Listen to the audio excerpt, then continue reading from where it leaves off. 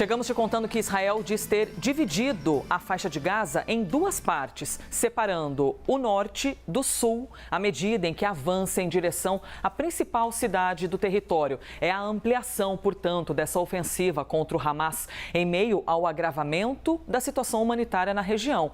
450 alvos do Hamas foram atacados em 24 horas, segundo as forças de defesa de Israel. Ou seja, de ontem para hoje, ou pelo menos nas últimas 24 horas, quase 500 alvos teriam sido atacados. Jatos militares destruíram túneis, bases, pontos de observação e de lançamento de mísseis do grupo. Além disso, Tel Aviv afirma ter capturado mais território em Gaza, chegando até a região costeira de todo o território da faixa. Pelo menos 31 soldados morreram desde que o país começou a expandir a operação terrestre no fim do mês passado.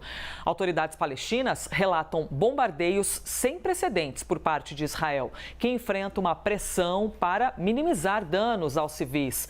Ainda de acordo com o governo palestino em Gaza, ou seja, ainda de acordo com o Hamas, mais de 9.700 palestinos já morreram.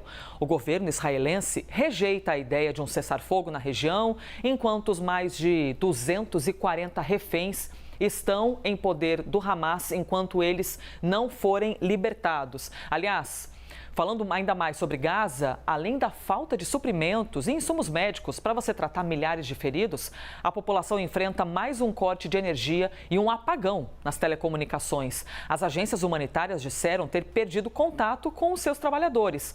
Empresas locais também dizem que o fornecimento está sendo retomado gradualmente, mas, até o momento, não é isso que tem chegado de informação oficial por parte do governo local. Falando também um pouco de Jerusalém, 2 policiais israelenses foram esfaqueados por um adolescente palestino de 16 anos.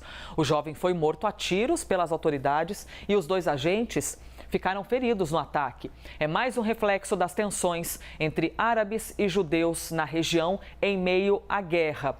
E mais esse detalhe que é muito importante, que surgiu nas últimas horas, é algo novo nesse conflito. Até agora, nós não tínhamos ouvido falar ou não havia sido publicizado por parte do governo norte-americano essa questão dos submarinos. E como forma de reforçar a presença militar na região, em um movimento raro, inclusive, eles terem noticiado isso chamou muito a atenção, os Estados Unidos enviaram ao Oriente Médio um submarino de mísseis guiados. A Casa Branca tenta evitar um conflito mais amplo em meio à guerra entre Israel e Hamas.